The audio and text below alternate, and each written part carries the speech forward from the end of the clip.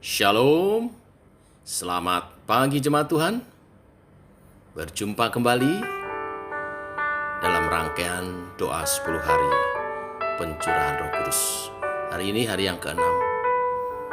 Mari rindukan kehadiran Allah Roh Kudus selalu menjamah kita. Roh Kudus hadir di sini, mengalir di bait suci. Perkara ajaib pun terjadi, kuasa mujizat nyata, karena Roh Allah sedang bekerja. Roh Kudus hadir di sini, mengalir di bait suci. Perkara ajaib pun terjadi, kuasa mujizat nyata, karena Roh Allah sedang bekerja. Tiada yang mustahil dan tiada yang sukar bila Roh Allah turut bekerja.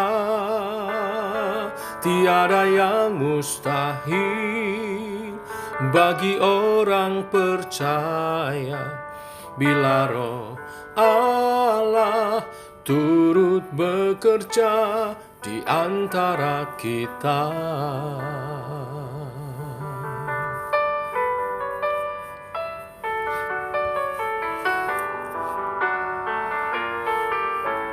Roh Kudus hadir di sini, mengalir di bait suci. Perkara ajaib pun terjadi, kuasa mujizat nyata, karena Roh Allah sedang bekerja. Tiada yang mustahil dan tiada yang sukar bila Roh Allah turut bekerja. Tiada yang mustahil bagi orang percaya bila Roh Allah turut bekerja di antara kita. Bila Roh Allah turut bekerja di antara kita.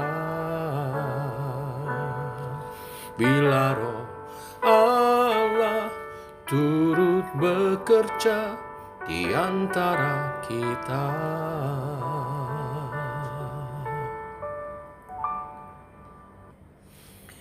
Engkau bekerja di antara kami, Allah Roh Kudus, dengan karunia-karunia yang Kau nyatakan memperlengkapi umat-Mu. Teguhkan oleh pemberitaan firman pagi hari ini. Dalam nama Yesus kami berdoa, kami bersyukur. Amin. Kita lanjutkan renungan firman Tuhan, Bapak Ibu, hari ini, hari ke-6, dalam rangkaian 10 hari pencurahan Roh Kudus. Saya masih membahas tentang karunia Roh Kudus, sekarang bagian yang ketiga, terambil dari 1 Korintus pasal 12 ayat 7-11. Demikian. Tetapi kepada tiap-tiap orang dikaruniakan pernyataan roh untuk kepentingan bersama. Sebab kepada yang seorang roh memberikan karunia untuk berkata-kata dengan hikmat, dan kepada yang lain roh yang sama memberikan karunia berkata-kata dengan pengetahuan. Kepada yang seorang roh yang sama memberikan iman, dan kepada yang lain ia memberikan karunia untuk menyembuhkan.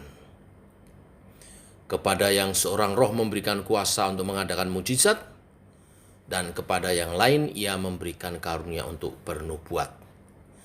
Dan kepada yang lain lagi, Ia memberikan karunia untuk membedakan bermacam-macam roh. Kepada yang seorang Ia memberikan karunia untuk berkata-kata dengan bahasa roh. Dan kepada yang lain Ia memberikan karunia untuk menafsirkan bahasa roh itu. Tetapi semuanya ini dikerjakan oleh roh yang satu dan yang sama, yang memberikan karunia kepada tiap-tiap orang secara khusus, seperti yang dikehendakinya. Amin. Bapak Ibu, dari ayat-ayat ini kita bisa ambil satu kesimpulan bahwa tiap orang percaya yang telah lahir baru dan memberi diri dibaptis seperti ayat sebelumnya mempunyai atau menerima karunia roh. Dan ini diteguhkan di ayat 7 tadi ya, dikatakan bahwa tetapi kepada tiap-tiap orang, maksudnya orang percaya yang telah lahir baru dan memberi diri dibaptis, dikaruniakan pernyataan roh. Jadi karunia roh di sini, selain kita sudah membahas ada karunia jabatan untuk para pemimpin, kemarin kita membahas karunia roh dalam hal pelayanan. Ini saya menyebutnya sebagai karunia pernyataan roh seperti ayat 7 katakan tadi, ya.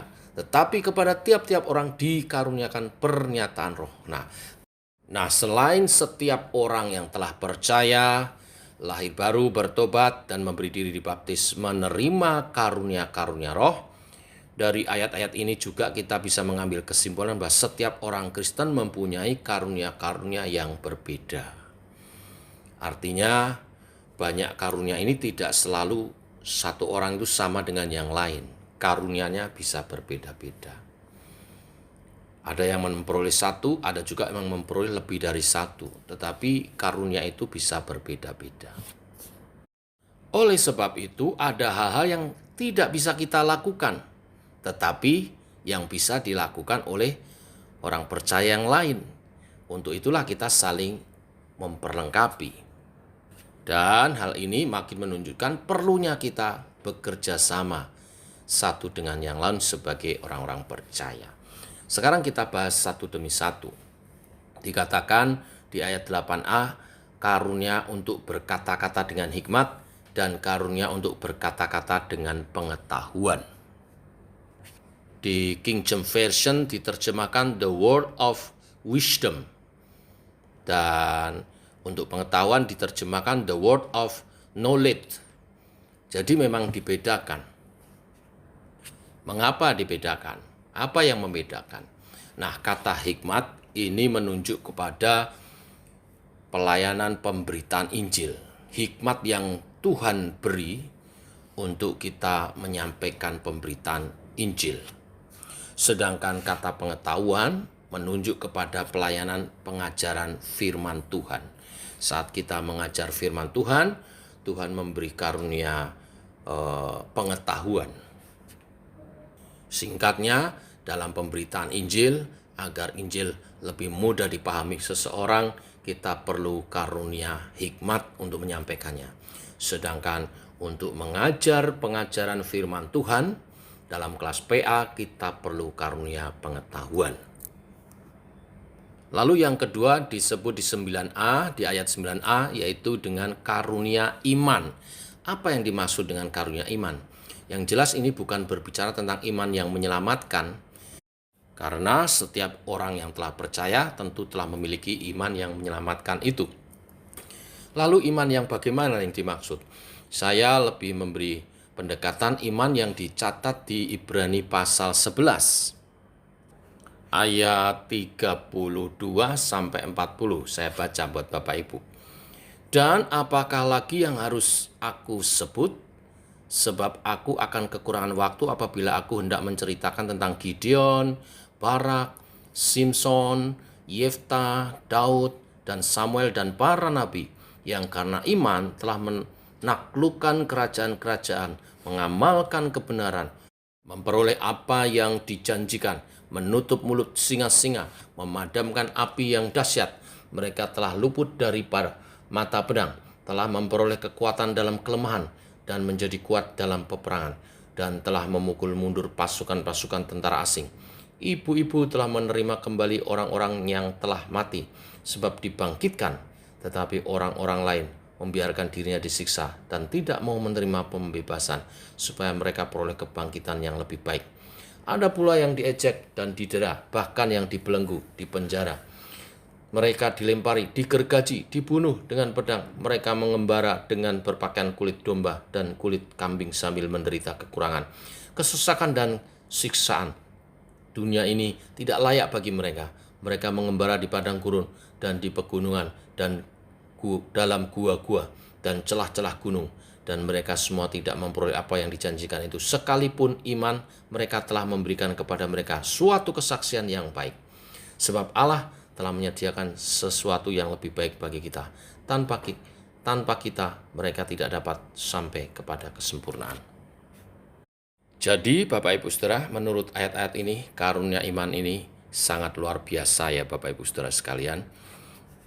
Tidak hanya sebatas menyatakan mujizat, tidak hanya sebatas percaya doanya pasti dijawab, tapi kita melihat contoh-contoh di seluruh Alkitab bagaimana hamba-hamba Tuhan dan anak-anak Tuhan yang memiliki karunia iman, ya bahkan rela menderita sampai titik darah penghabisan tanpa menyangkal Tuhan. Itu karunia iman dari Tuhan.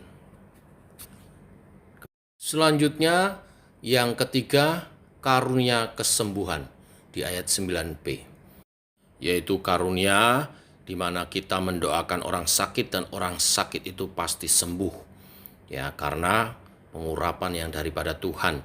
Ya, kita suka melihat sekarang seperti Pastor Andi Simon misalnya ya, bagaimana dia dipakai Tuhan menjadi berkat dengan karunia kesembuhannya. Itu mendoakan orang sakit sembuh. Ya, apapun agamanya didoakan dia sembuh. Tentu tujuannya adalah supaya Tuhan Yesus dikenal sebagai Tuhan yang menyembuhkan dan nama Tuhan dimuliakan. Selanjutnya yang keempat, karunia untuk mengadakan mujizat ayat 10a. Saya lebih pada pengertian seperti yang dilakukan oleh rasul-rasul di 2 Korintus pasal 12 ayat 12, di mana rasul-rasul dikatakan bisa melakukan mujizat untuk membuktikan kerasulan mereka. Ya, di 2 Korintus 12 ayat 12 dikatakan demikian. Segala sesuatu yang membuktikan bahwa aku adalah seorang rasul telah dilakukan di tengah-tengah kamu dengan segala kesabaran oleh tanda-tanda, mujizat-mujizat dan kuasa-kuasa. Ya, bagaimana Rasul Petrus, Rasul Yohanes mengadakan tanda-tanda mujizat menyembuhkan orang sakit. Bahkan bayangan mereka saja mengenai orang sakit itu sembuh. Ya, ini luar biasa. Dicatat juga dalam Kisah Para Rasul 5 ayat 1 sampai 11, kisah tentang Ananias dan Safira yang berbohong dengan persembahannya, lalu kemudian mati tiba-tiba di hadapan Rasul Petrus. Dan di ayat 12 dikatakan, dan oleh rasul-rasul diadakan banyak tanda dan mujizat di antara orang banyak. Semua orang percaya selalu berkumpul di serambi Salomo dalam persekutuan yang erat. Jadi karunia mujizat diberikan kepada Tuhan, kepada hamba-hambanya untuk kewibawaan ilahi, menyatakan kuasa Tuhan, membuat orang menjadi percaya. Selanjutnya ada karunia bernubuat. Ya, apa itu karunia bernubuat? Menyatakan hal yang akan terjadi di masa depan. Ini semacam karunia kenabian yang menyampaikan wahyu Tuhan. Karunia ini juga harus dipahami, yaitu bagaimana seorang yang memperoleh karunia nubuat itu juga mengajarkan dan memberikan arahan, penerapan dalam hidup sehari-hari ke depan supaya umat Tuhan itu berjalan sesuai kebenaran firman-Nya. Sehingga janji-janji berkat yang menyertai firman-Nya itu digenapi atas hidup umatnya itu. Ya, ia bernubuat bagi umatnya itu artinya menuntun umatnya menggenapi kebenaran firman Tuhan. Lalu selanjutnya ada karunia membedakan roh di ayat 10 bagian C. C. Banyak orang menafsirkan karunia membedakan itu membuat pemiliknya, orang yang memiliki karunia membedakan roh itu bisa mengetahui apakah suatu rumah, benda, dan sebagainya ada roh jahat atau tidak. Mengetahui roh apa yang menguasai ruangan itu, tanah itu, daerah itu. Itu oke-oke saja, tetapi dalam kitab suci, kata roh tidak selalu menunjuk pada roh manusia atau roh jahat saja. Misalnya dalam 1 Timotius 4 ayat 1 dikatakan, tetapi roh dengan tegas mengatakan bahwa di waktu-waktu kemudian ada orang yang akan murtad, lalu mengikuti roh-roh penyesat dan ajaran setan-setan. Atau dalam 1 Yohanes 4 ayat 1-3, saudara-saudaraku yang kekasih, janganlah percaya akan setiap roh, tetapi ujilah roh-roh itu, apakah mereka berasal dari Allah, sebab banyak nabi-nabi palsu yang telah muncul dan pergi ke seluruh dunia. Demikianlah kita mengenal roh Allah. Setiap roh yang mengaku bahwa Yesus Kristus telah datang sebagai manusia berasal dari Allah. Dan setiap roh yang tidak mengaku Yesus tidak berasal dari Allah, roh itu adalah roh antikristus. Dan tentang dia telah kamu dengar bahwa ia akan datang, dan sekarang ini ia sudah ada di dalam dunia. Nah, Bapak Ibu, menurut dua ayat ini saja kita bisa melihat juga bahwa karunia membedakan roh tidak selalu berbicara tentang roh jahat, tetapi juga bicara membedakan pengajaran-pengajaran. Sederhananya, seorang yang telah menerima karunia membedakan roh, dia dapat membedakan antara hamba Tuhan yang sejati dengan seorang nabi palsu, atau orang Kristen sejati dengan orang Kristen yang palsu. Karunia ini justru yang kita perlu di akhir zaman, karena kita sering mendengar banyak sekali macam-macam pengajaran yang aneh-aneh. Kita perlu karunia membedakan roh supaya kita tidak sesat. Dan yang terakhir adalah karunia bahasa roh dan karunia menafsirkan bahasa roh di ayat 10 bagian terakhir. Nah, kenapa ada dua karunia ini? Saya mau katakan karunia bahasa roh, karunia yang diberikan oleh Tuhan untuk membangun diri kita. Tetapi di dalam persekutuan kita juga harus membangun komunitas kita.